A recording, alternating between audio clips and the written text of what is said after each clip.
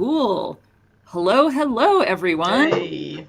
Hey, we are the Alpenglow Wednesday Solder Sesh. Woohoo! And we are a little bit early this week because we have a special guest, Steph Piper of Elkei Education. Woohoo! And she's joining us all the way from Australia. So, yay! So we're doing this a little early so that, she doesn't have to be at a weird time her time. And yeah, we're super excited to have her on the show. Thank you for joining us. Thanks so much for having me. Oh my gosh. Yeah, no problem. I think so we can talk a little bit about what we're seeing here. I think like the first time I became like aware of Elkei and you and your stuff was by seeing these amazing soldering kits. And I'm going to zoom in a little bit because they have such a cool and different aesthetic than a lot of other ones out there. I mean, they basically like look like enameled pins. Oop, little too zoomed. That's exactly what I'm going for. See if we can do that. Yeah, and they're really, really wonderful. And they feature these super cute little ladies of STEM, which is also awesome. So we have a biology girl here, and we have space girl here, who I really, really like, with the little bubble astronaut. Yeah. And then there's also this amazing lamp kit with the cat. And I mean, just the panel on this looks really cool. Like some of the details over here are really, really quite beautiful. So yeah, very, very cool. All right. So before we get maybe into the specifics of the boards, can you like tell us a little bit about like how did you get into STEM in the first place? And yeah, what was your path like there? Who encouraged you and gave you tools to play with along the way? Oh yeah. So I always had a really strong love for science, and I had science as my number one career choice for a fair while. So I had an epic science camp that I went to in high school, and an awesome chemistry teacher who you'd bring in a Barbie doll and she'd put it in like the different types of acids as part of the acids and bases unit. Loved all of that stuff. And so I started doing a Bachelor of Science at uni. And while I was doing that, all the medical stuff around 3D printing started to come out. And I was like, oh my gosh, this is the stuff. This is what I want to be into. Yeah. And so at the time it was like 2012 and it was prime Prusa-Mendel era. And so, of course, I went and bought myself a little Prusa-Mendel kit online, and I put it together, and I started having a go at a bit of 3D printing in my room at college, staying on the university campus. Awesome. And so I had first time I fired it up, I had like a crowd of other students in there with me. We're all just sitting there like, oh my God. Whoa. Yeah. Yeah, it was peak hype at the time. And honestly, it still is a little bit for me.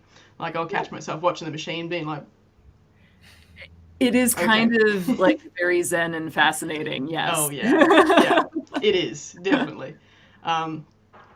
So with that, I was able to go and approach a professor at another university who was working on biofabrication, and I was able to show him some parts that I'd made on a machine that I'd built, and he was like, "You're on the team." Nice. And so I got to work on medical 3D printing for a bit, which was pretty wild. But yeah, it's all sort of transitioned me into hacker spaces and maker spaces, which is, I feel like I've sort of 3D printing has been like my original sort of excitement, but being able to go off and do, electronics and art and all kinds of other things has been, a really fantastic maker journey. Cool. Well, before we get into electronics, so I'm interested in what kind of medical parts you got to print or design or both. Yes. Yeah. Yeah, it's actually pretty funny. So I was... What weird stuff? I was actually making breast implants. Wow. And there it was. Well, that is something that I did not expect would be 3D printed. So, okay. I can explain. Wouldn't that create hard points, and not... And that really was just the tip of the nipple of the project. But anyway, so the idea was that... So if someone has breast cancer, they may need to go in for a mastectomy or a lumpectomy to have that cancer removed. And at that point, they are sort of faced with a bit of a decision as to whether they, you know, just go completely without natural breasts, at which point they can be, you know, having some kind of, you know, self-identity issues, Mm-hmm. which is not good, or they can go and get, you know, silicone or saline implants put in, which are honestly even worse, to be honest. Like the research, you know, around the terrible things that can happen with those and how painful they can be and how they need to be removed every 10 years is, yeah, Yeah, that was one thing terrible. I didn't know until a friend went through that, unfortunately. Mm, But you know, talking to her about it, I was like, wait, what? Breast implants have to be replaced? They don't just stay in there? I was mm, completely unaware of that. yeah, So, yeah. yeah. Yeah, gosh. And so we were sort of working on an alternative where you could 3D print out a biodegradable scaffold, and over 2 years it would biodegrade into like just fat tissue in the body. And so you'd end up with something that was a bit more of a lifetime solution, Huh. that still looked like a breast. Um, That's super interesting. And would there be anything else behind the scaffold, like a saline or anything like no, it that, or would just the scaffold? yeah, it would just dissolve away, Oh, and you'd have like, yeah, seeded fat and connective tissue in there. okay. Cool. But yeah, it still remained to be seen whether the project actually would work in practice. Yeah. We were doing like animal trials, and yeah, it was a pretty wild project, to be honest. Yeah. I feel like I'm not sure if I would want to test out that project at all, but it was a great trial run to actually test out and use a whole range of different 3D printers that we had in the lab, which was, yeah, what I was all about. So Cool. yeah, very cool. Very cool. Awesome. So, okay, so Yeah. then how did you get into circuit boards and electronics? Yeah, so that is a good question. I think like seeing circuit boards and electronics has always been a little bit of magic to me. Like it's always Yeah. been like that next thing that, like, if you can crack code, you can figure out how to add cute blinking lights to everything, you know? Hmm. So yeah, I was pretty keen to try and, yeah, challenge myself and figure it out. And so my first electronic stuff was like with Arduino, Hmm. and yeah, managed to get in and like have a crack at some Arduino by doing like a quite expensive workshop, which I sort of wish that I had someone who was able to sit down and teach me. Mm. And even during the workshop, you know, I sort of came across some, you know, casual sexism type stuff, and one of the ladies in the course was like, oh, you know, can someone help me? My female brain can't understand this. And Oh, yeah, I feel like I've sort of come across that like a few steps along the way. yeah. But now I'm able to actually teach Arduino workshops and sort of bridge across a lot of the barriers that I faced when I was trying to learn, which feels really good, to, yeah, get the community on and make sure that people do know how to do this in an affordable, you know, and free way through the uni. Yeah, definitely. Um, so so was that then still while you were at uni then that like and taking classes and things like that you did that workshop and started into that? I guess Yeah. what was like the majority of your coursework in, out of curiosity, and like what did you end up with a degree in and things like that? Yeah. So I ended up with a Bachelor of Biomedical Science, and I Okay. did my honours year in vaccine development, Oh wow. which I didn't enjoy as much, and then went on to that PhD project, and I ended up only lasting about a year there. Mm. And while I was doing all that, I got super involved in the Brisbane hackerspace, which Ah, is like the biggest hackerspace in Australia. And nice. so, yeah, I used to go out there pretty regularly on the open nights and go and hang out there. And soon enough, I ended up becoming president out there for 2 years. Nice. Yeah, and just managing the space out there and seeing all the fantastic projects people were working on was just constant inspiration for what was possible. Like, yeah, really adored the show and tell times where people would be like, yeah, I built this weird contraption. Check it out. Yeah. Yeah. So yeah, that was definitely the inspiration. It was around then that I started getting really excited about, you know, what's possible with electronics, and yeah. Cool. Cool. So electronics wasn't specific coursework that you pursued in uni, but No. yeah, it was sort of Yeah, around that time and after. I did a one-off day course, and then Mhm. after that I was just all self-taught, Yeah. and yeah, getting into like some of these circuit board designs. Yeah, really enjoyed Sean Heimel's Yeah. KiCad videos on YouTube, Yeah. and another guy called Chris Gradnell. Um, yes, I am now forgetting his last name. Blue eyes. Yes. Yes. They're just very present on the video. Yeah. But yes, we've watched the same videos to get Yeah. acquainted with KiCad. So yeah, like I'm Classic. here for it. Yes. Yeah. Yeah, cool. So yeah, tell us about these circuit boards, because the first, like, one of the first things that I noticed in particular, being somebody else who makes circuit boards, is that I'm like, huh, she's got like at least two colors of solder mask going here. Mm. Like, two colors of solder mask, which you've kind of created different tones by making parts of it over copper. So like this part that's a little bit lighter, I can tell is over a copper pour. And then this part, which is a little darker, is probably over the bare fiberglass. Yep. Good And spotting. then, yeah. And then definitely like the face is bare fiberglass, which I'm assuming that's where the light shines through, Yeah. maybe. And No, but yeah. And then, yeah, but you also have blue, and I'm guessing that the white is actually silkscreen. yes, that's Is that correct. okay? Yeah. But still, like, two colors of solder mask, that is not a typical thing. Mm. And yeah, can you tell me about how you got board houses to do that for you? And like, did it Wasn't cost easy. an arm and a leg to do that? Because that's, of Yes. course, what what I would assume. At least. Yeah, that's exactly right. So, yeah, we wanted to do something that was pretty unique and different and stood out as, something that is obviously, not your standard green, classic boards, which are, to be honest, fairly uninspiring. I feel like, this kind of board really shows the power of having, like, diverse thinkers in your design team. Mm-hmm. To actually make something that is so different from the norm. Yeah. Anyway, to make this, so to wind back a few steps, Elkei came out of a startup weekend competition.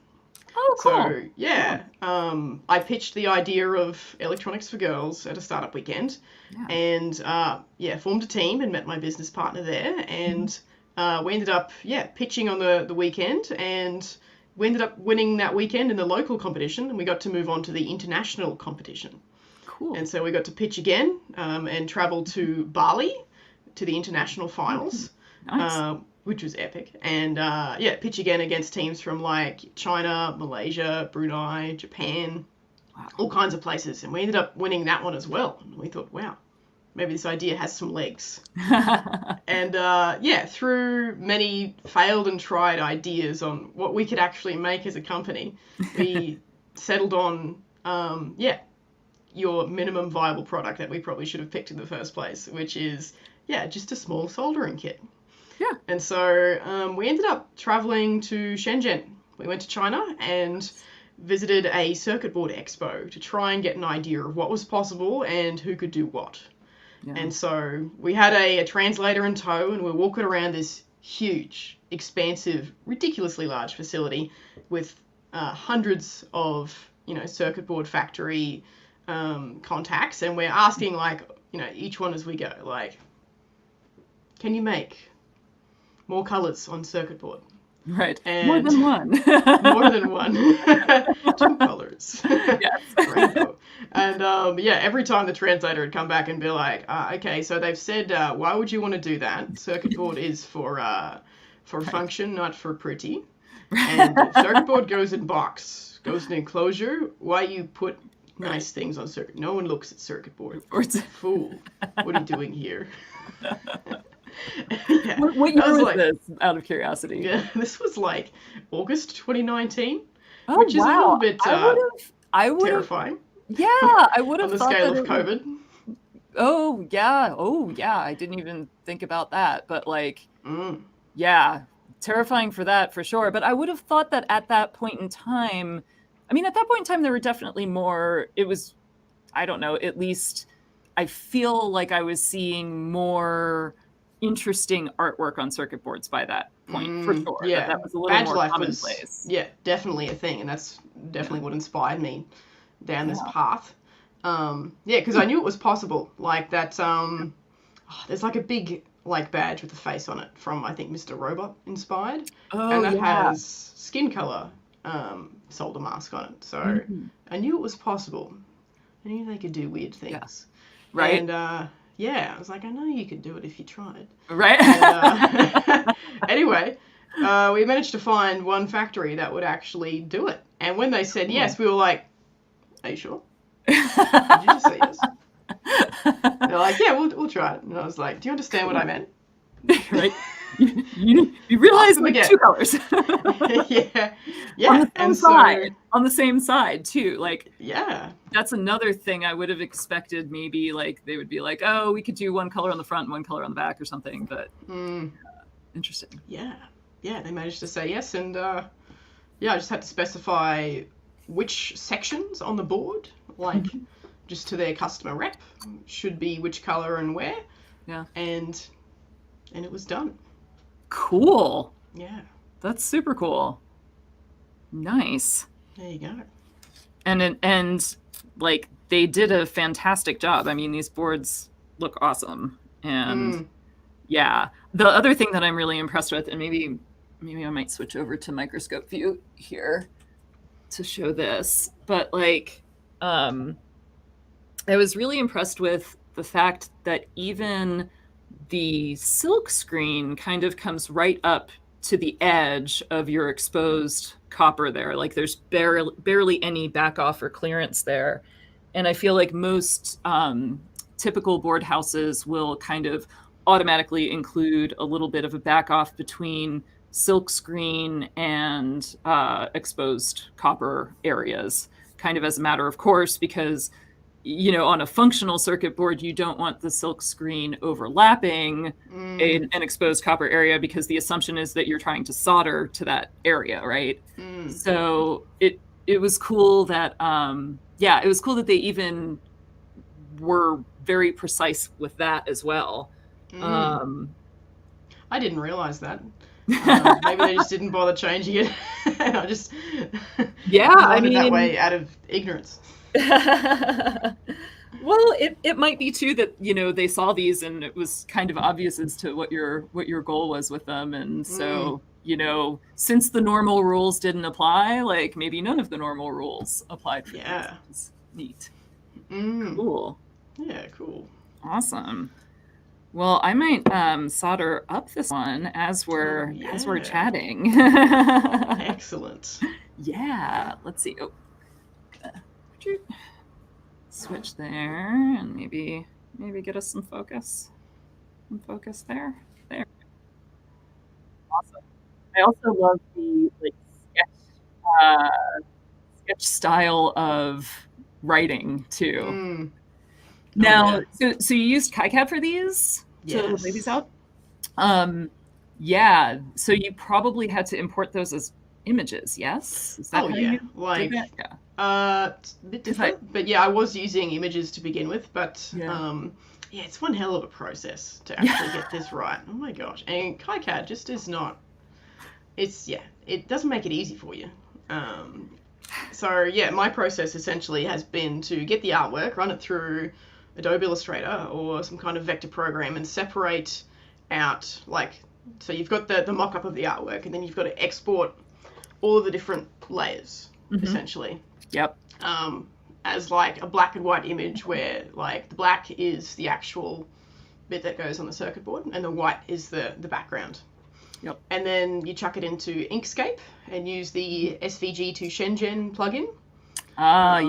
I haven't used that one yet, but I've heard a lot of good things about it. Yeah, it's a bit tricky to use now because if you download the latest version of Inkscape, it's not compatible, and you have to sort of fiddle around with some of the older versions of Inkscape. I could probably tell you what the right version is because I've got it on my computer now, but it did take me a while to get that right again when I was setting up a new computer. Right. And so that lets you export the different things as different layers. And at that point, you need to scale things properly as well, because KiCad does not let you scale, which is which is a bummer. I know. So Robin here, who's helping me out on the stream, so she's been making some of our like little soldering kits, and yeah, same problem where having to go back to like Inkscape or whatever program you're going for, like multiple times back and forth to get the size just right to then import it to the board. Ugh, yeah. Yeah, hours of that. Oh my gosh. Yeah.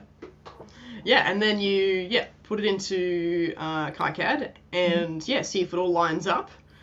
And then you realize that your circuit actually is going to overlap with your artwork somewhere, and then you start from the start again. You realize you should have started with the schematic first. Literally me every time. So you did not start with the schematic? No. First? You just like put stuff on the TV and just started wiring it all together? That's kind of awesome. Why not? Yeah, it's real. Well, non-traditional it's energy. The fun part, right? I mean, the fun part is laying out boards, at least in my opinion. It's like, I don't know, laying out circuit boards makes me happy. Like having everything like nice and ordered and stuff is great. Was my soldering iron even on? No. That would be helpful. That would be helpful. But yeah, putting together the cat kit, because it's 3-dimensional, was even more adventurous in the software than all of those steps. So I had to start, I ended up using Rhino software to actually arrange what it should look like as a 3-dimensional little kitty cat first. Oh, interesting, yeah. And then making the outlines first. And then using that as my base for my art. But yeah, it seems as if there's some pretty interesting new software out there. One of the ones that I saw recently was called flatfab.com. Oh, interesting. And that one lets you make like puzzles like that, like where you have flat shapes that come together as a 3-dimensional shape. Oh, so I sort of wish I'd had something like that when I was making this. Right. Make it a lot easier. We're actually we want to just make some like little laser cut ones, like kind of those puzzle boxes, and we've been looking at different online generators for outlines of those. So I wonder if FlatFab would be a good one to look at for that as well. And it's one of those things where, like, yes, I could like design it all in CAD, but if somebody has already made like a nice little generator that tells you, that does all the interlocking pieces and tells you what size everything has to be, then that's awesome. All those little tolerances of putting things together, if someone's already done it, so much easier. And as much as I love Rhino software, it doesn't make it easy to like take objects away from each other like Tinkercad does. It sort of is a little bit finicky on a good day. Yeah, I've only really used Fusion 360 and like SolidWorks in jobs. So while I like a lot of things about being able to sort of like work from a dimensioned drawing, it's also, there are some things that are just easier when you kind of don't have those constraints. And I've heard that Tinkercad is kind of good in that respect. Yeah. Yeah, for sure. Yeah, I really love Fusion 360 as well. That's usually my go-to these days. You just can't beat the timeline function. Yes. Yeah. Definitely. Cool. I am going to kind of hold this one in my hand a little bit. I guess I could actually do this on the table. That might be a little bit easier. That's a nice little jig you had there. Oh, this is it's a Hako one. And it's kind of weird. It has like these little height adjustment things. You can change gears. Yeah, right. I know, you can shift this thing all the way into fourth. But put that in the next Fast and Furious movie. Yeah. Yeah, it's I don't know. It is convenient, but it's also kind of expensive. Like it's $60, I think, for this thing. Oh wow. right. And I think most of it is because there's just like a big chunk of like, I don't know, lead or metal in the base of this, probably steel Mm, in the base of this to keep it steady and not moving, right? yeah. Um, but it is kind of useful for these little through hole kits, and it's nice to be able to switch sides very easily. Mm, I do like that about it. Cool. yeah, it looks pretty handy. I haven't really thought Yeah. about having a jig that looked like that before. Yeah, it's kind of Yeah. I feel like it's kind of the only one of its kind. It's very it's kind of unique in its in the form factor and stuff. But Mm, I do like it a little bit better than some of the like the Panavice sort of jaws. I don't know if you're familiar with this. I don't know if I don't have any super handy, but I find that those tend to not hold your circuit board very well, and then mm, also just take longer to flip the board around. yeah. Yeah. I mean, I'm sure that there are fancier ones. Oh, I just got a little bit of solder on the edge. I'm going to have to wick that off. I'm like, oh, I didn't notice until you I pointed messed it up out. the nice gold. Dang it. Oh. I'll be more careful on this one. But yeah, where that artwork's cut there, that's like your classic example of, oh no, probably can't have that line there. Right? Yeah. Yep. Yeah. I could see that. Mm. Yep.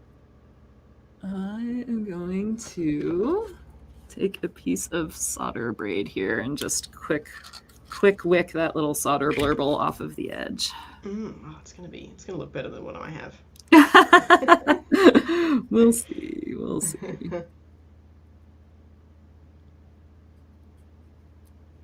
I'm just doing this carefully because I also don't want to accidentally remove any solder mask, which can sometimes happen. Don't want to like try to be a perfectionist and actually make it worse. I think I need to grab a piece of new wick. I'm bad about leaving my wick exposed, and when you do that, it'll actually lose flux and become less effective. So, Oh, really? yeah, I didn't know that to begin with, so I don't have good habits that I've formed over many years in that regard. I And didn't know that so, either. yeah, trying to form good habits now. There we go. Okay. Nice. Cool. So we got that one. And oh, the badge pin right there. Oh, interesting. So now I'm being bad and I'm not reading the directions. I'm assuming that I know everything, which is always a terrible assumption. It's fairly self-explanatory. You're doing it right. Yeah. Cool. The instructions are purely for the absolute beginner who potentially doesn't know how to solder at all. Yeah, plus your explanation around your positive and negative on your LEDs. Yep. I did. Yes, I hope I got that right. I put the long side through the plus, short side through the minus. Maybe I finally remembered that correctly after how many hits, right? Cool. Awesome. So the pin though just goes on the top. Yeah. So and you can solder it if you want to, but you don't have to. Yeah, I might keep the pin off because I think I want to. I think I might just see if I can put like a magnet on the battery and like magnet it to the back here. That's a nifty idea. Yeah, but that's interesting. So you put it in. It's meant to be put in from the front like this. Is that correct? That's correct. And then soldered through. I like that a lot because I find that kits that have you solder this flat, like to a pad, that it's actually like reasonably, for some reason, like solder doesn't like sticking to the brass a ton. It's hard to wet it out really nicely. And a lot of times these just end up like popping right off. Yeah, I can't imagine that would be very strong. Yeah, so it's nice that you have the strength of it going through the hole and the solder like holding it, through the hole in place, it's like, it seems like it would be a little bit more structurally sound that way. Yeah. Yeah, it's not coming off. Yeah, Unless that's it pulls cool. out through the front. I like it. All right, so I think we just have the battery. So when you're making all these little kits, do you have like a little circuit board wall display, or we kind of do. It's so I want to build a wall. I think I got one that's like a little bent here. Just gotta bend it a slight bit to make it go through the hole. Nice. And let's see. I've got a little circuit board wall at work. Nice. With, yeah, a lot of my failed designs on display along the iterative process of doing something. Mm-hmm. Plus a lot of the old Boldport designs as well. Boldport was doing a closing down sale a couple of years ago. Mm-hmm. And yeah, they had like a mixed bag of just circuit boards that you could buy. Oh, nice. And yeah, cool. So I've got like a big circuit board display.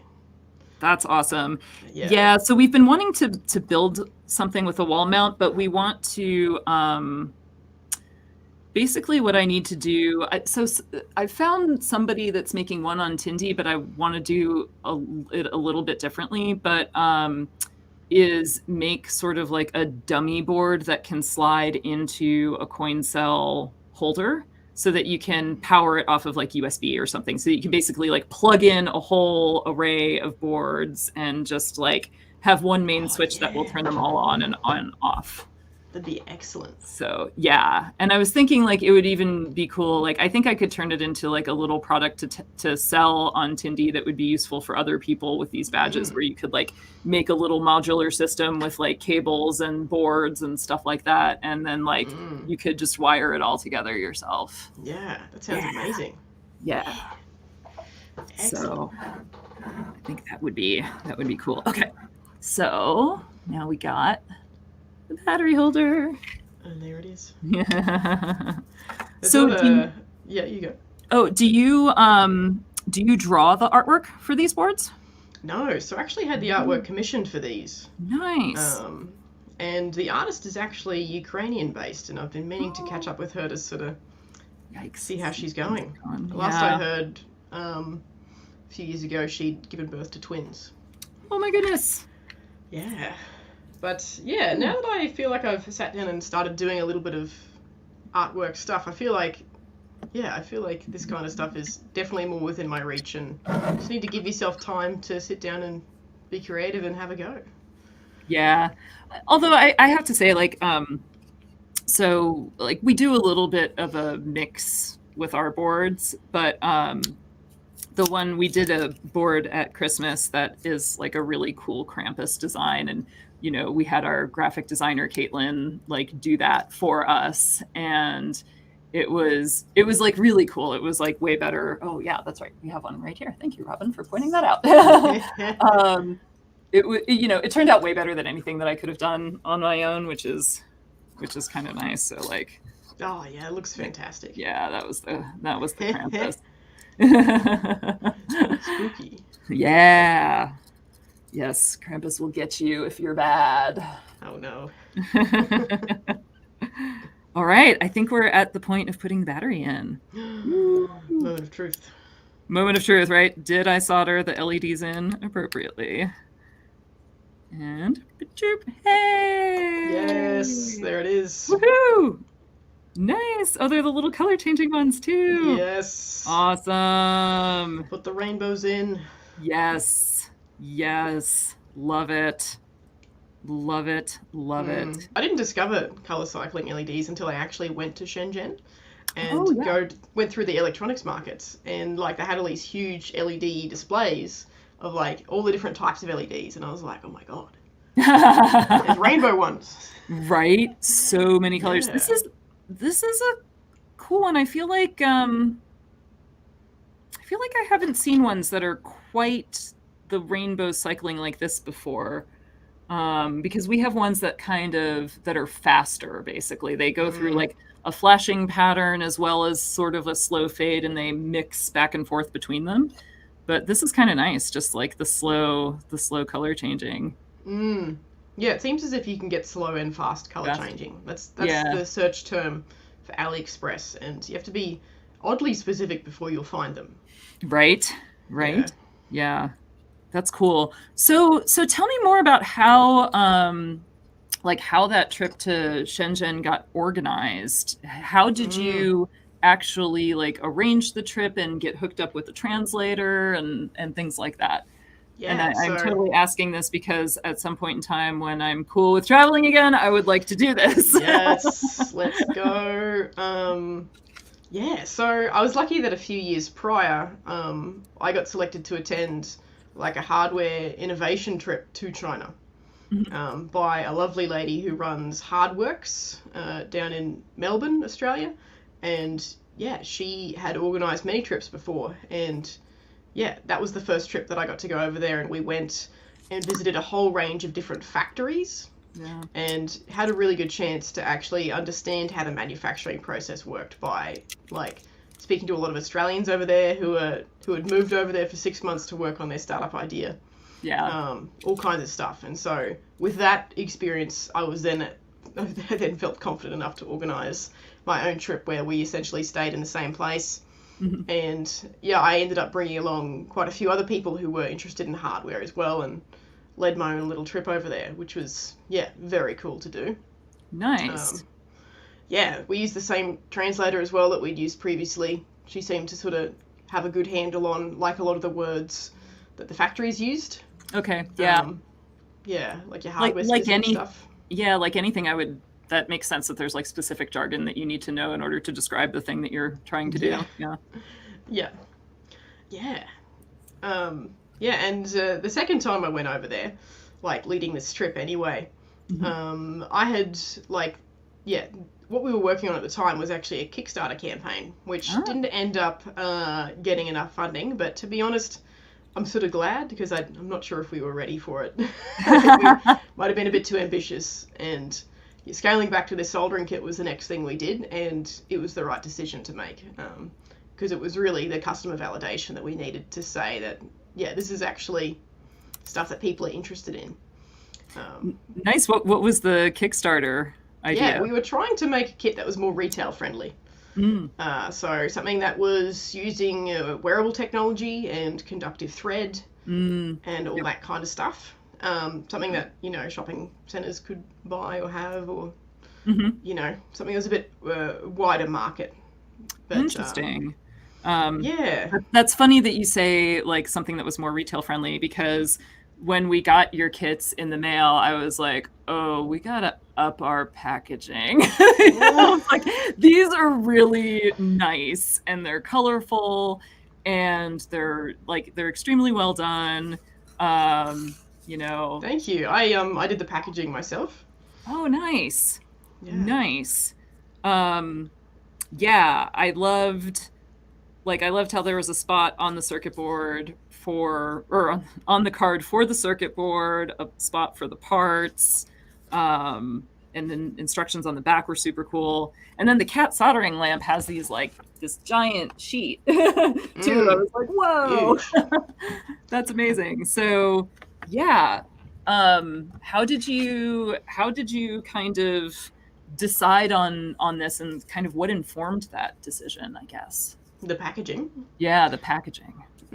Yeah, like we wanted to sort of be fairly rigorous with our customer validation steps, Yeah. and having good instructions for people who had no idea about soldering was yeah needed to be a key part of it.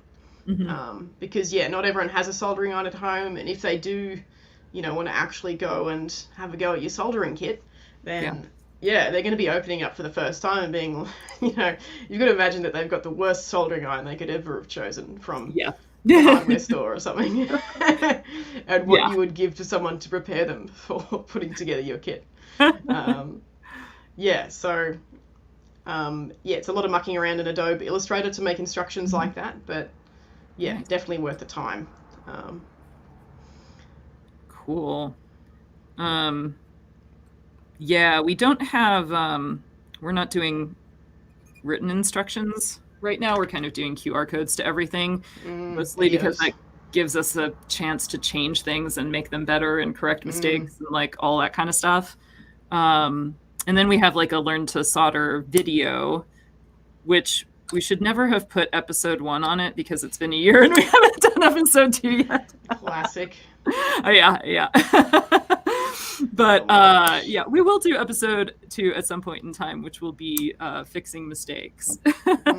Yeah, I do like the QR code idea looking back now because, yeah, John Oxer ended up opening up our like the cat kit on one of his streams, and he went through absolute fine-tooth comb on the instructions. That's kind of scary. He's like zoomed right in on like the little graphic of the LED that I drew.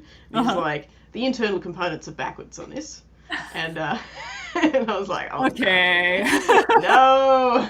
Got shenanigans at that point. I mean, come on. Yeah. Yeah. I was like, yeah, not like this. Right? You, sir, are not the target demographic for this. We thank you for buying it, but yeah. Oh, yeah. Oh, funny. Yeah, classic. Yeah, but I just want to make sure that I'm not going to solder in that at an angle if I do it this way. Do I have anything? Oh, I know. I'll put the battery underneath the other half of the kit, and that way it'll be kind of propped up. Nice. Hell yeah. Yeah. Yeah, while we were over in China trying to work out how we do a Kickstarter campaign, we ended up coming across one of the Kickstarter reps in Asia. Oh, interesting. And yeah, he sat down with us and said that he absolutely loved our product idea and that he'd introduce us to his special factory. Ooh. That was very secretive. Ooh. And so the next day, we got picked up from our hotel in a huge black Hummer and got driven 45 minutes outside the city to this mystery factory. And we were like, along the way, we were like, oh, God. Should have brought the translator along. Yeah. And, oh my gosh. So we arrive and we realize that it's actually a factory that makes toys for Disney and Star Wars and that kind of thing. Ooh. Yeah, we get toured through this showroom. We're like, oh my gosh. Wow. Look at this stuff. It's like one of those factories that you can go with the bare wisp of an idea and they'll just make the whole thing from scratch for you. Dang. And Yeah. how much does that cost is my Exactly. question, right? MOQ 10,000 units. Yeah, exactly. Exactly. We were like, oh lord. It's Anyway, like, we're getting a tour of this factory, and the owner's son was giving us a tour, and spoke really good English, and he's like pointing to the back room of the factory where there's like an older man hunched over, working on some stuff, and he's like, yeah, you see that guy over there? He designed the Furby. what? That's kind of awesome. Yeah. Did you get a picture with him? Because I feel like that's like, you know, picture worthy. Yeah. Translator, can you ask him why he did that? Nice. What compelled you? Right? Yeah, a lot of those factories had no photos allowed. Yeah. Unfortunately. Only photos of the showroom, not the actual internal stuff. Yeah. I'm not surprised. Oh yeah. But that's cool. Yeah, that's awesome. So tell us about some of the art things that you're doing these days. Yeah, and so- also like what made you start to do them and be interested in doing like larger scale art projects? Yeah, so more recently last year I had my first large art sculpture on display called the Party Button. And it's essentially a 2-meter tall, polished stainless steel, fake crosswalk looking thing. And you can approach it and press the button, like a big actual crosswalk button, and it plays one of 20 randomized party tracks. And you can do a little dance, and the little characters at the top, the little walking men, will also do a little dance with you. Nice. Yeah. Nice. Yeah, yeah, that was very cool to build, and it began with a crappy prototype, as all things do. Of course. Of yeah. course. Oh, there we go. Woohoo! Ooh, Hey, there it is. Haha! Yes. Yes. So those are candle flicker LEDs. Nice. Yeah. they're more the flashing, but it's interesting. We've had some things. Flashing versus flickering seems to have different meanings depending upon the supplier. Yeah. I think they might be flickering, but they're flashing because they're in a parallel circuit with each other, and they're sort of throwing each other off a bit. Yeah. Yep. Totally. Yeah, classic. Oh, that's awesome. Love it. I love it. It's like they're like little heat lamps in a little greenhouse grow factory. Yeah. That's awesome. Cool. So I wanted to see if we can let's see if we can do a screen share real quick. I want to screen share the party button because it's kind of amazing, and you need to see photos of it in order to fully appreciate it, I think. Let's see. Okay, if I can do that and share. I know I'm supposed to have this better set up, but that's okay. Yeah, you'll get there. We're getting there. Yeah, there. Cool. Oh, there it is. There it is. You beauty. I know. That's really cool, and I love how it's like this whole thing. And I really like the circuit board aesthetic on the bottom too. I think that's super cool. Yeah. Hell yeah. But yeah, the project began with like someone one day bringing me some real like walking men traffic lights that had been, I think, cycled out of rotation and replaced. Yep. We have some of those. Hell yeah. Yeah, and so I got this and I was like, yeah, I got to do something with this. And ripped out all the old green LEDs in it and replaced them with those rainbow LEDs. It was an individual LED traffic light. That's cool. Awesome. Ours is like, let's see. Ours is like a single crazy bright LED in the middle with a giant lens around it. Wow. Yeah. But the individual LED style ones, which frankly are like, I don't know around here if we have any of the ones like on the actual street that are the style that I just described, which is like the single one. Like all the ones locally seem to be the multiple LEDs per light.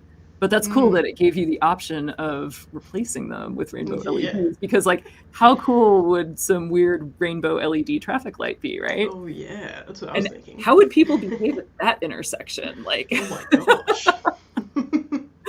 Yeah.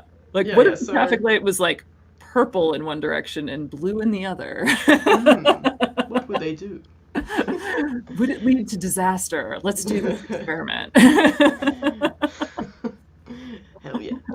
But yeah, so I ended up putting it together in a crappy prototype, mounting it on a swivel chair base that had a PVC pipe through the middle of it. Nice. Yes. And got one of those Spark Fun Wave triggers to let you play some music with it, and zip tied a bunch of stuff around this PVC pipe, and suddenly you could press a button on it and it would play the Rude Sandstorm and the light would come on. Whole bunch of meme tracks I had on there, and you could just rock up to the makerspace at work where I had it on display, and I would just encourage you to press the button and see what happens. I love it. So and I ended up sandwiching all the electronics inside a couple of clear acrylic pieces so that you could actually see what the brains were and understand how the Arduino sort of took the button input and gave it to the wave trigger, and different things happened. Awesome. So I imagine though that for it to be on the street, you would have to have like a reasonably powerful speaker driving it in order for it to be heard. Yeah. So that was the crappy prototype, and then I applied for a grant to turn it into something real. And so I wrote in and I said, look, I can make this work. Here's my prototype. It works. Let me do you a 2-meter tall version of this that's in fully ready for outdoor display. What do you think? And I got a call back and they said, yep, we love your idea. Do you want to build 2 for twice the money? Which was 30 grand Australian dollars. Nice. And I was like, oh God, okay. I'll have to build 2 now. Woohoo! Yeah, and so yeah, ended up putting that together, and we ended up using like a full-on studio monitor speaker to go in the bass, and so it tooches pretty loud. You could put it all the way up to 11. Excellent. But yeah, doing this project in the 6 months that they gave you to build it, like it ended up getting cut pretty fine, a bit too fine for comfort, to be honest, and. Yeah, trying to get the LED matrices to do cool things was, like in sequence with a button and have a randomized display. Like there wasn't any good coding examples for that, and I'm not like, I should have gone and done a bit more coding before I started this project. So I was lucky that Larry the Optimizer on Twitter pulled through and helped me with that one, which was an absolute lifesaver. Awesome. And a week before it was meant to go on display, I got a message from our engineers who were meant to certify it to say that it can go on public display. Right. And because you can't bolt it down, it has to be freestanding. Yeah. And of course, something that tall is, if it's not weighed down properly, it's liable to topple over, and someone's biking around on an electric scooter and clock into it, and you want to make sure it stays there. So they came back and said, look, we've gone and done the maths on it, and you're going to need to put an extra 350 kilos in the base. And I was like... That's a lot of weight.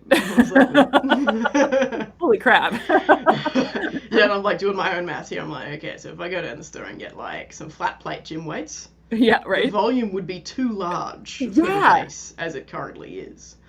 And so, at the time I was like, oh my God, what am I going to do here? It's not going to get on display. I'm going to have to break into the defense base and steal some spent uranium waste that they use in helicopters. I'm going to be sneaking into the science department at night, grabbing some tungsten cubes. Like, how am I going to weigh this thing down? And, lucky for me, I called up my metalworker who, built the whole outside of it. And I said, what am I going to do? He's like, well, we can. I can just knock over some stacked flat steel plates that sort of are in a bit of a ziggurat shape, like stacked. Okay. And lucky for me, he knocked it over in the weekend before it was meant to go on display. Wow. So that was a real close one. And now I have these huge piles of weights that need to go with the art installation, whenever it is on display somewhere. That is logistically difficult. How do you move the 350 kilo ziggurat around? So they're all stacked, so you can pick them up individually. But still, that's like... it's painful. It's forklift type weight. If you're trying to pick them up all at once. Just have to hit the protein shakes or something. Okay, just good old brute force. Wow. That's a lot of work. That is like literally a labor of love. It was a bit much at the time. Oh my gosh. Wow. There you go. So can definitely, while it was a wild time and a bit stressful, to be honest, I'm very glad that I went through with the project and now have these two awesome art installations that I can now go and hire out in different places and still get a lot of use and enjoyment out of. And I love that you can hire them out. I love that the art actually has the possibility of having this recurring income stream from it, which I guess other art can in the forms of shows and things like that, but this seems to be just I don't know, more accessible, more useful to a wide variety of people. As a person, I could just rent that out. I don't have to be an art museum that is exhibiting something, or some sort of company that has an installation. The whole idea of just being able to rent this for a weekend, I think, is pretty cool. Oh yeah, for sure. And definitely in the realms of when you start looking into site activation, which is what that kind of artwork is called. Having something like this is very versatile for festivals and little council events and anything to sort of line up a random outdoor space. Something a bit different. So really happy with that one. That's cool. That's super cool. So you were also like working full time while doing that, yes? Yes. While doing the grant. Yeah, that must have been that I can see why that would be pretty stressful. Oh yeah, like to Because, be honest, I had a couple of weekends where I was trying yeah. and trying to do the coding stuff myself, and yeah, did not have the skills for it, and yeah, it was really frustrating having 2 weekends where I just had zero progress for the work I was putting in, which Yes. was rough, but yeah, I worth it in the end though. yeah, I have definitely I've had weeks like that, unfortunately. Mm, So, yeah. yeah, it's real. But it is nice though when it works out to call in reinforcements and have somebody else who actually has like specific experience in that arena be like, oh, Mm, okay. And then they work for 2 days or 3 days or whatever yeah, on it. And they actually like solve the problem and get it yeah, done. And you're yeah. like, oh my God. And Thank you so Larry's the guy that actually wrote the libraries that I was using, so it was like, oh, much. perfect. Yeah. Yeah. Yeah, oh my Let's see. gosh. Yeah, Pulled absolute out of that legend. one. Oh, I'm we're getting into the cat kit now. getting into the cats, There he definitely. is. I'm being like a little bit of tentative with breaking this apart, and I know I could use um, uh, pliers to do it, but at the same point in time, I'm like, oh, I don't want to mark the beautiful circuit board. I would rather just kind of try Yeah, to do it yeah. with my fingers.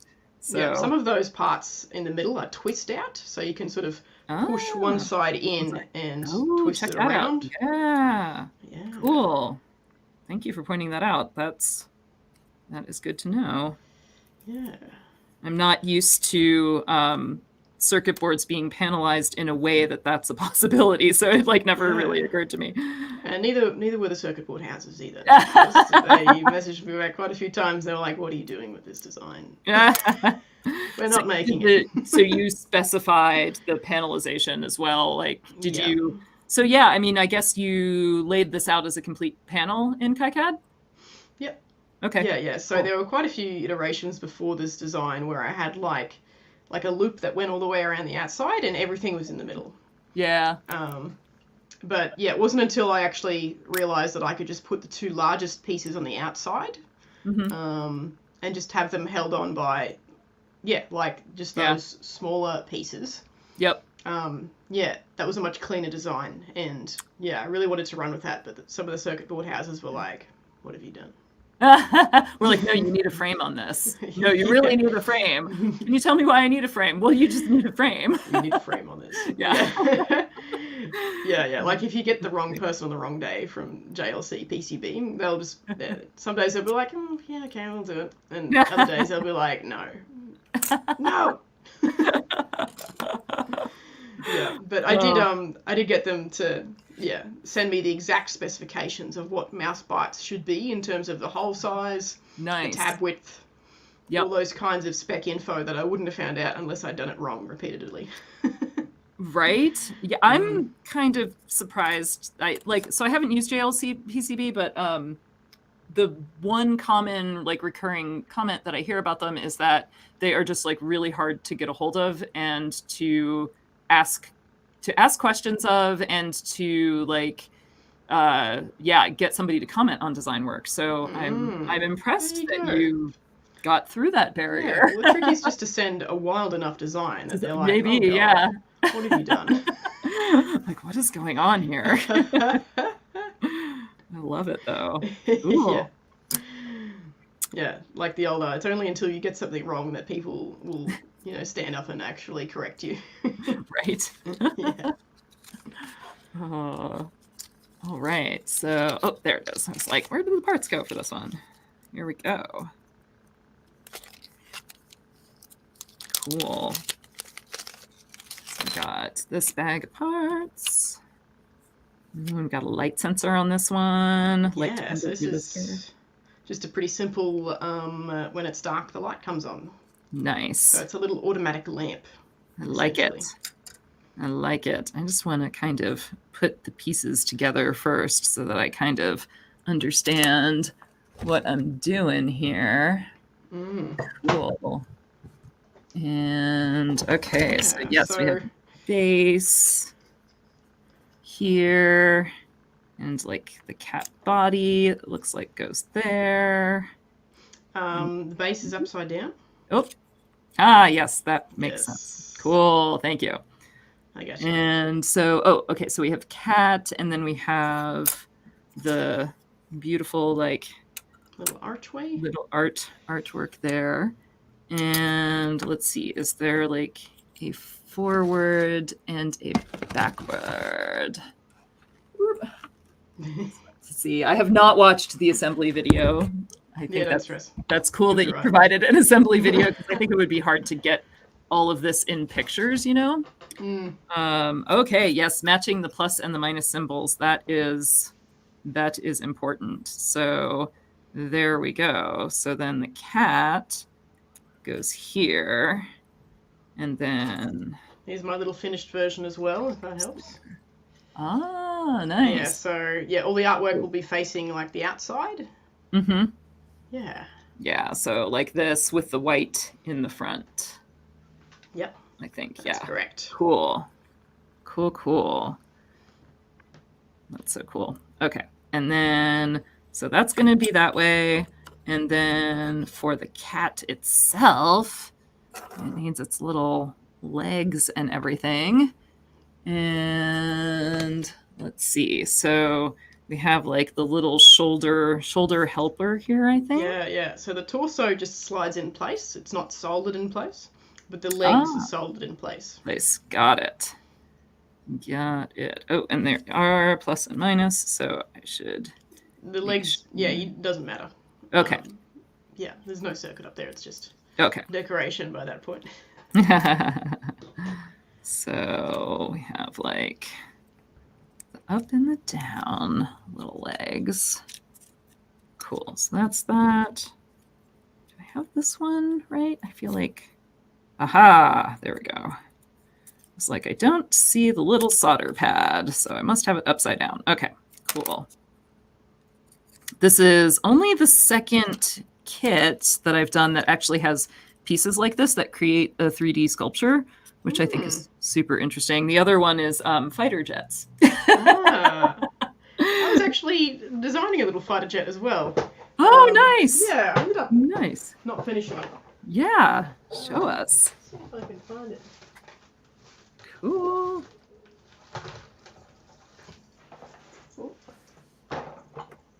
Okay, so yeah, here it is. This is not the final artwork that I did somewhere else, but this is like a little spaceship. I love it. And the idea is that like when you tilt it around, there's all these little tilt sensors. And ideally you'll have different boosters light up depending on which way you're That's awesome. That is awesome. But yeah, I could never get the LEDs to light up bright enough. Like they were always very dull, running from the coin cell battery. So yeah, there was something I wasn't quite getting with this design. But yeah, this was fun to make and have a go at. Cool. Yeah. Cool. Now let's see. So it doesn't really matter which leg is in the front or which is in the back. No, I don't think. No, it doesn't matter. Okay. Cool. And then we have these other pieces. Oh, those are for the base to like stand it up. Got it. Yeah, because the battery pack goes underneath. Got it. Cool. Yeah. And right. Battery pack goes underneath. Cool. And then like, so these will basically go like this, I think. Like that. Yep, that's right. Awesome. Yeah. Okay. And in terms of order of operation. Order of operations is put all the parts in the cat body. First. And then all the parts of the base. And then assemble all the little bits into its third dimension. Cool. And then cat and decorative piece in the base last. Yeah. Cool.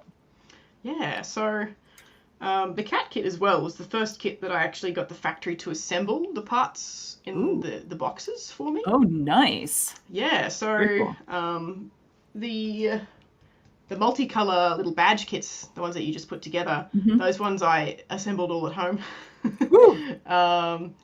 But later the factory put those together for us as well. But yeah, getting the factory to actually assemble the cat kits for us in the box ended up being Mm. a bit of a hassle, to be honest. Yeah. So, like, yeah, like I sent through like a whole bunch of quality control videos and like a bunch of videos on how it should be assembled and that kind of thing. But that all came out perfectly, and you know they assembled it great. But the shipping cost of actually getting them over to Australia assembled Ooh. was a lot more than we expected. And so even so they ended up Interesting. having to disassemble the kits for us Oh after God. they'd assembled them to post Oh. them over. So it was somewhat affordable, but it was still 3.5 grand Whew. of shipping for a pallet of Wow. 500 units, Oh, that's which, a lot of shipping cost per unit. Yeah. yes, yeah, Yeah. stupid, Yikes. honestly. Yikes. And so yeah, it was a bit of a wake up call in terms of like hardware manufacturing and like what's actually involved, especially I suppose during peak COVID shipping as well. Interesting. So So I can 500 see units, why people though, don't really do this. hmm. So I don't know. So We it, used a local logistics company, and I suspect we yeah. might have gotten ripped off somewhere along the line. Um, Well, I don't know about pallet shipping because mm, frankly, I haven't been ordering anything in big enough quantities to really like make it worthwhile. mm, But it's difficult, right? Because I do regularly order. I mean, I get for this yarn winding or yarn twisting machine that I make, which is like specifically for people who are dyeing yarn and selling yarn to knitters and mm, crocheters. cool. Um, like I get motors from China, and they are heavy, Yeah. and and still, even when I'm ordering like 100 motors at a time or whatever, it's this quantity that's like it's in this no man's land of really the only way that I can ship them is by air.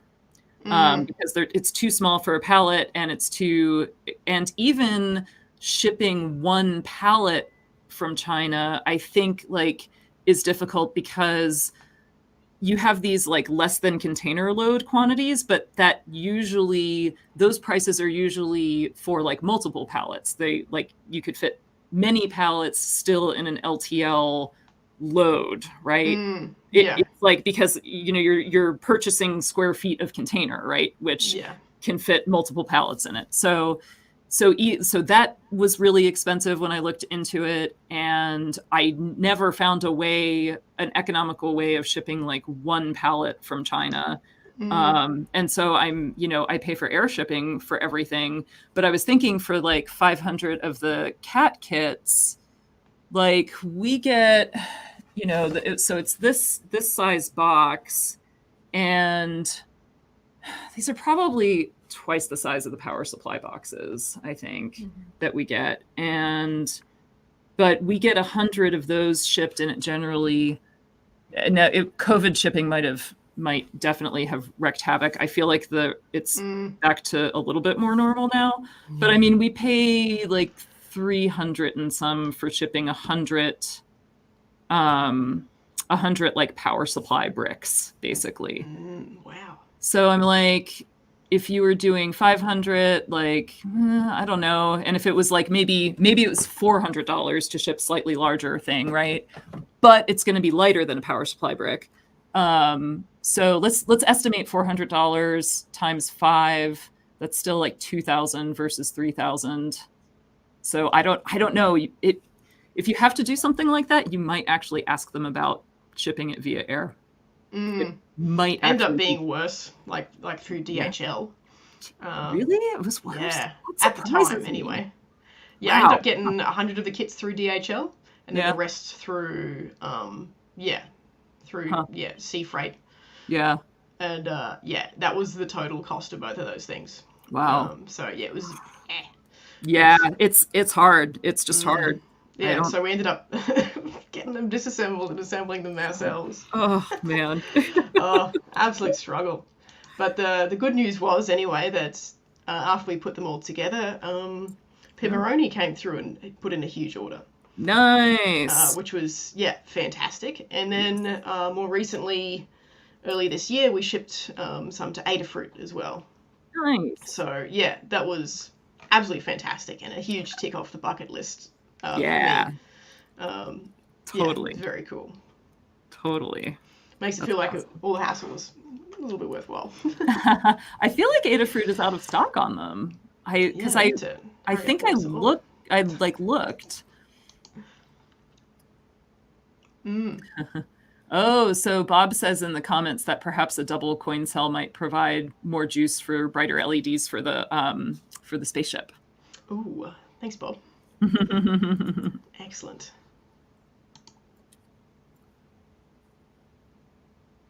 All right. I think I got all of my parts in place on the cat. Oh, I'm just discovering all these comments. Yes, Kevin. Shipping is brutal. Yeah, Oh my shipping's gosh. brutal. All right. He's saying he'll add a cat kit to his next Adafruit order. Woohoo. Yeah. Excellent. Awesome. And you can also order these off of Tindy and Etsy. So Yep. yeah, talk to us about your Etsy store and what you're Yeah. doing with that. Yeah, so one of the things I'm a little bit more excited about doing recently is putting together a little maker stationery store of cute things, cute accessories. And it's been an absolute delight to sit down and do some art recently, like digital art on the old Adobe Illustrator. And yeah, just have a bit more of a chill time and yeah, just yeah, have a bit of fun. So Yeah. I'll show some stickers that I recently designed. So Yes, these please. two We are love stickers. stickers. These two are 3D printing themed stickers. So we've got a, see if my camera can focus. Yeah, This one it's says, doing let pretty me 3D print that for you. That's a clear sticker. And then we've got a proud 3D printer parent, little round jobby. And then a couple of computer orientated stickers. This one says, run vibe check, question mark. And it's got some cute little froggies on there. Yeah, terrible camera Nice. focus. Little kitty one that says time to hack. And then I got a little floppy disk holographic one that says self-care executable. Nice. Yeah, and we've got like a little sticky note as well that says the cloud. Hosted Linux servers. Nice. Nice. Yeah. Yeah, and some little notebooky ones too, but I've just ordered and I'm excited about getting in like some rainbow tape measures. Ooh, nice. So like, you know how you can get like a tape measure that's is adhesive and it sticks on the side profile of your desk? Oh yes, yeah, we have Yeah. one of those in the shipping area. Yeah. Yeah, it's so handy. I've got one on my desk, and it's sort of worn out fairly quickly over time. Like, Yeah. the I cut into it to cut the inches off. Yeah. Apologize. And yeah, the gloss coating is flaked off, and so the ink has as well. And so I wanted to get myself a new one anyway, and I got like some special rainbow ones that I designed, made up. Oh, heck yeah. Yeah, that's pretty exciting. Check those out. We might need some of those for sure. Yeah, I've got a little sticker sheet as well with like little fake safety symbols on it. Nice. Yeah, this was really fun to design. See, I like how it's like the safety party sticker sheet. Yeah. It's like, Nice. Nice. Yeah. Do not. No. Safety glasses required. Awesome. Vibe check required. What is the no one? No. just no. Just no in general. Yeah. Yeah, just for the Cool. blanket coverage. Oh, nice. All right. Where now? Oh, the switch is probably yes by the battery. Got it. Got it. Interesting. Okay, so probably want the switch goes on top of the base. I believe. Like that. Underneath. But Oh, it goes underneath. Probably doesn't really matter that much. If I do it the wrong way, I think on and off. Would on and off be backwards? No, maybe not. No. Yeah, it might cover up the on and off on the top. But it would, yeah. Okay, cool. So switch and battery on the same side. Got it. You got it. Let's see. Maybe. That one's good. Okay, cool. Let's see. Which one do I want to do first? I'm going to do the switch first. Do our little trick with propping it up with the battery to make it nice and level. Nice. Yeah. Cool. That's awesome. So any other ideas other than stickers? You mentioned kind of like stationery. Yeah, I've got a few other ideas and concepts marinating away. Nice. So I often find myself sitting down with someone and mocking up something to 3D print. And yeah, like those kinds of like back of the napkin schematics that you'd make up, like I always lose them. Like they're always gone. And then I forget what scale I've done things in, and then you end up reprinting it because you're like, oh, I scaled it up to 120%. Yeah. I forgot because I made that 6 months ago. Yep. Yep. Been there. Yeah. Yeah. So yeah, I want to do some like makery journal notebooky type things that help organize those kinds of prototypes a bit easier. Yeah. And so initially I'm making up just some notepads that are called CAD pads. Yeah. And they have like a little dot array on them where you can start to, sketch out what it looks like. And then there's sections in there you can fill in for what scale you used, what the dimensions are, and start to keep things in a bit more order. Nice. Yeah, people come and sit down and chat and they're like, oh yeah, I want to make this, and no, I don't have time to CAD model it up. Can you do it for me, please? Yeah, so yeah, pretty excited about that idea as well. Nice. Yeah, I could see definitely using some notepads like that. For sure. Yeah. There's like there's a company called Ink and Volt that sells like interesting sort of project planning and management style notepads. Excellent. And yeah, I have like a whole array of those, and like I don't necessarily use any ones particularly regularly, but it's like every now and then when I'm thinking about something, I'm like, I need this type of organization, and I go and grab one of those because it's just kind of nice to have a framework laid out for you, These look really cool. Yeah. I'm just looking at their website. Yeah. Wow. Is there stuff like, because it's called Ink and Volt, is there like electronics? Or like, there is not. I know the name. I think it's basically like spark of energy that makes you think about things and create things. I think is what the Volt is intended for. But I thought the same thing about when I first read about them. This looks excellent though. I'll definitely be having a good look through here. Yeah, that's very cool. Yeah, I'd love to get like a decent run of like real like nice quality like hardcover with like an elastic band type journals that you can actually keep all that kind of stuff in order. Yeah. Definitely. Woohoo! All right, I think we have a little stand now. And there it is. Cool. So, cat arms. Cat arms next. Let's see.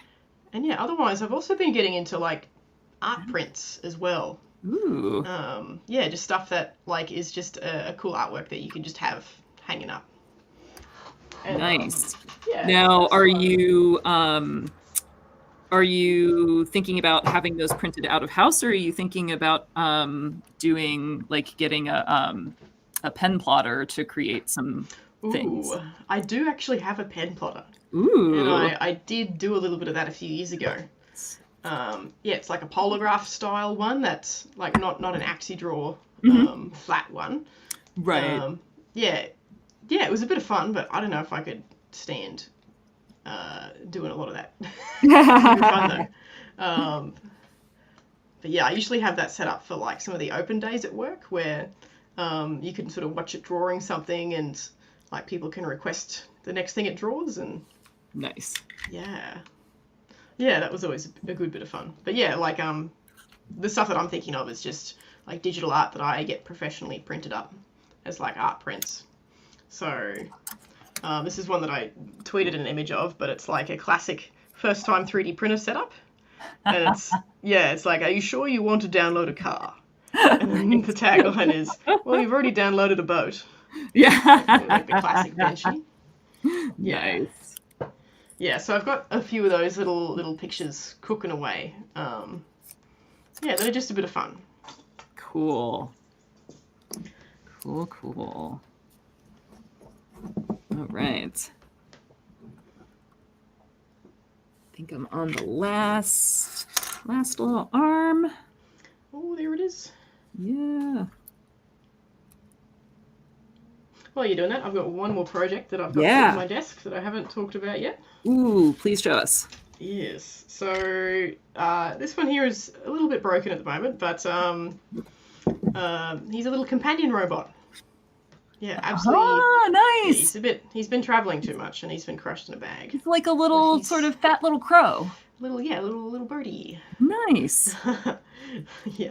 Cool. So chubby little bird. So does it have a name? And yeah, Russell Crowe. That is amazing. That is awesome. Hello, Mr. Russell Crowe. It is nice to meet you. I had Russell Crowe on my live stream.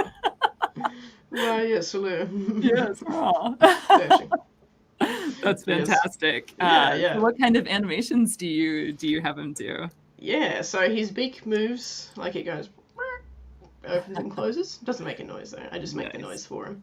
And then a shoulder chicken. Thank you.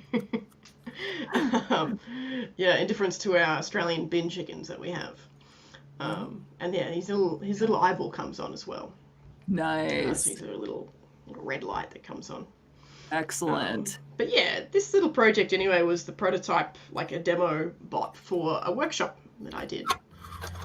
So, like at the moment, when you sit down and you teach, like when I teach Arduino, like I've sort of been doing the same old blink an LED, move a servo motor type stuff for a little while. And yeah, it gets the point across, but it's not quite as inspiring and fun.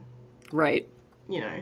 Yeah. And I feel like making your own project, is a bit more along the lines of something, people can actually see, like, something cool come out of what they've done. Yeah. And so, more recently I designed like an open source, like, workshop type thing where you can actually 3D print out a range of different chassis types. So like this is like the P-body chassis that this is built around. See a little 3D printed skeleton in the middle there. Cool, yeah. But there's also one that is designed to sit on your shoulder, and a couple that are like a big and small desk style. And the idea is that you can sit down and learn Arduino and make lights blink and motors move, but you can make something, little creature come to life as you're doing it. Yeah, I think that's super cool. And I mean, kind of for, I mean, really for anybody. I was going to say like, especially for kids, but like, I mean, I don't know. I think the appeal of things that like move and come to life is pretty universal. So. Oh yeah, and like when you look at standard Arduino classes as well, for someone who's not traditionally interested in electronics, it's a bit of a hard sell to, I'm gonna sit down and do complex things all day. It is, and it's hard to, without. I don't know. It's hard to, I think, get the excitement across and without having like some sort of end project that is interactive at least, because if it's just like moving a servo, it's like well, okay, but why would you do that kind of a thing for people who aren't in this world already, right? And the idea is to try to bring more people into this world and kind of get that spark in their brain going and thinking like, oh, maybe I could make this thing that's of interest to me. So that's super cool that you're doing the companion bot things. I haven't Yeah, quite just gotten into that yet, but I mm, want to, and have some ideas there. yeah, it's like I think one of the best examples of like STEAM activities versus Yeah, STEM activities, I suppose, where you're actually getting a chance to be creative and make a creature of your own design. yeah, Yeah, while learning all this Arduino stuff along the way. So yeah, I'm really keen to teach more of these types of classes where like people can build their own little creatures. yeah. And the rest of the bot is pretty much just all crafting, really. Like so, a lot of this stuff is e-waste or like Hmm. industrial waste. So the little fluff on his Oh, front there is like the offcuts from a car seat. oh, cool. His little stuff. Nice. Um, Where do you get these materials? there's a lady in my town who runs a company called Junk Made, Ah, and she does junk workshops. that is fantastic. And she Wow. will give you junk in exchange for a donation to a local animal shelter. Nice. Yeah, so I was lucky that, yeah, she just gave me, like, I don't know, 4 boxes of, like, miscellaneous things that people could use. But as long as you've got, like, some decent selections of wire to build out a skeleton, so a Hmm. little wire head here, little wire feet, Yeah. you know, as long as you've got some wire that you can start to build some shapes and make the character start to be fleshed out, then yeah, this kind of thing is very possible. Cool. Yeah. Is the wire also recycled, or is that new? No, no, the wire's new, but yeah, it would be nice to get some upcycled wire for the theme. But I did Yeah, make it might be a hard, but yeah. Ooh, I think we yeah. have. We have. Oh, wait, hang on. Well, Almost have a getting finished cat. close. We need arms. Need arms Um, and a battery, of course. But classic. I think we have a finished cat. Oh, there it is. Woohoo! Look at that. So You pretty. beauty. So Oh, love it. Um, did your same designer who did the girls also do the cat, or was that yes, she cool? did. Nice? Yeah. Yeah, she's done a fantastic job, but I was blown away when I saw her proof come through. I was like, oh my gosh, Yeah, that is going yeah. to be amazing. I think yeah, good artwork is worth doing on PCBs. I mean, we have a bunch of PCBs too that are like little fun, more like clip arty type of things, and that's Mm. fine too. But it's really cool to have um uh like yeah, some nice art on a PCB. Oh yeah, Okay. it's definitely worth the money. Yeah. Gotta get the battery in now. It's a little challenging now. I've already soldered the foot in, but that's okay. It's not too bad. I just need to lift it up a little bit first to get it going. There we There go. we go. Yeah. Okay, and put the arms back in. Oh, nope, not upside down arms. Ah, little cats, come on. There we go. Okay. Oh, there it is. All right, let's see. So you should be able Woo! to cover up, yeah, the sensor with your Yeah. finger, if that helps. Yep. And Let's there it is. get my head out of the way. Woohoo! It is. So covering up the light sensor, and the Yeah. LED goes on. Yeah. That's so cool. Yeah, so like when you have it in a dark room, the Yeah. light sort of like is the like a round like backdrop Ah, for a little nice. scene. Yeah. Yep. Yeah. Yeah, Cool. there you go. You've absolutely slapped through those kits. Fantastic multitasking. Yes. Love Yes. to I see guess it. I could show it the proper way forward is this way. So yeah, There you it can't. is. Let's see if I can get it to. I don't know if you can see it backlighting the desk or not. A little bit right now. Yeah. You can see the blue backlight on the desk. Oh, let me turn this off, and that might make it a little bit better. So Hey, there it is. cool. Yeah. Nice. Nice. That was You awesome. Let's zoom out to show all of our stuff. All of our accomplishments today. Yeah. Yeah, nice work. Woohoo. There You know, it I is. tell you, there's something about soldering kits. I think it's kind of a great, maybe not instant gratification, but pretty close to instant gratification Mm. of building something.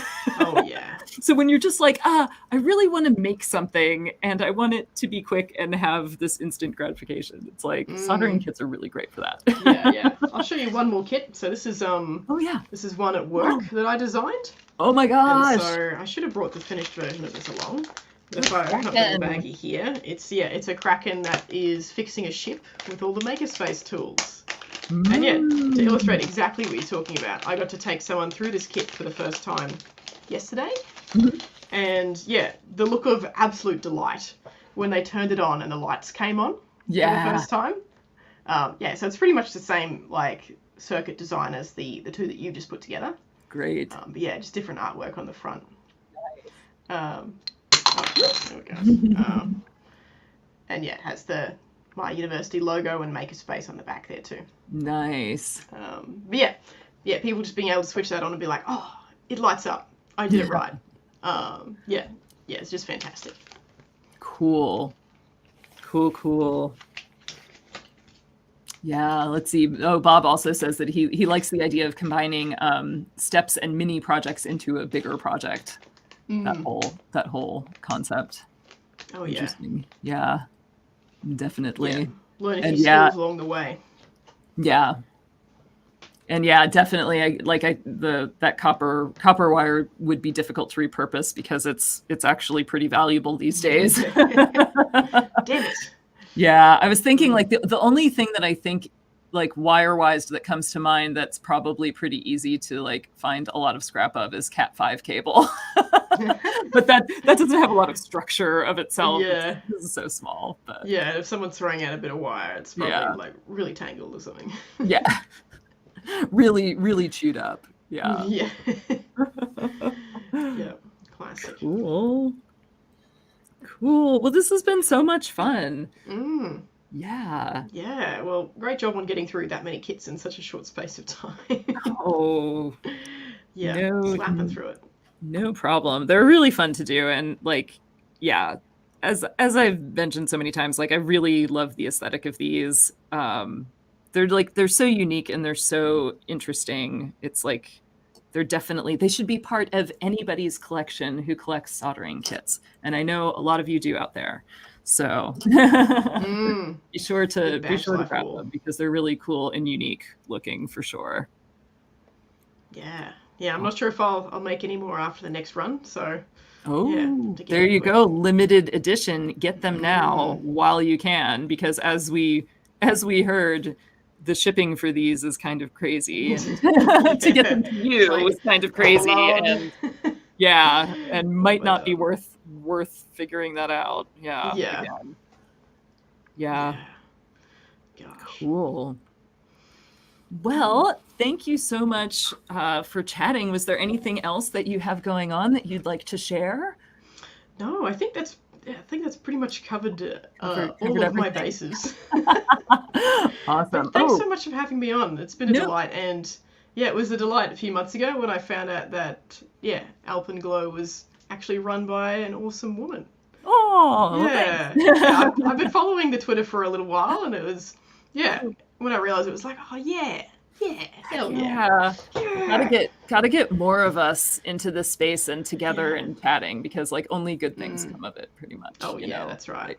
Like, it's like Twitter is actually there are a lot of really cool women doing some cool electronics and art stuff, and I've been really excited to meet people via there, and it's kind of made me rethink my general opinion of Twitter, I will say. Having such a cool maker community on there, I'm like, okay, the rest of Twitter is terrible, but the maker community on Twitter is actually pretty cool. Yeah, and I love that you've got Geek Mum's blob kit now as well. Oh, yeah. So cool. Yeah, she's such a queen. Oh my gosh. Yeah, she is super awesome, and like the amount of creativity that like pours out of her on a weekly basis is crazy. Like, so many great little experiments and things. Yeah, right? I love to see it every time. Definitely. Hell yeah. So Bob asked if the smaller kits are available outside of Australia. Yeah, they sure are. So my Etsy and Tindy stores all ship full international. So you can definitely get hold of them. There you go, Etsy and Tindy, and we'll put links to those in the description. Probably we'll do that tomorrow morning, so they'll be there for your edification then. Excellent stuff. But yes, but if you look up Elkei, and that's spelled Elkei, Elkei Education, then you'll definitely be able to get there. Yeah. Cool. Yeah. Well, thanks so much for having me. It's been an absolute delight to have a chat. It has been delightful to have you on. Thank you so much. And oh, wait, we got one more. Oh, Simi says, fantastic products. Thanks for a great review. And thanks. You're an amazing queen, Steph Piper. Aww. Excellent. Awesome. Well, we shall see everybody next week. Cool. Okay.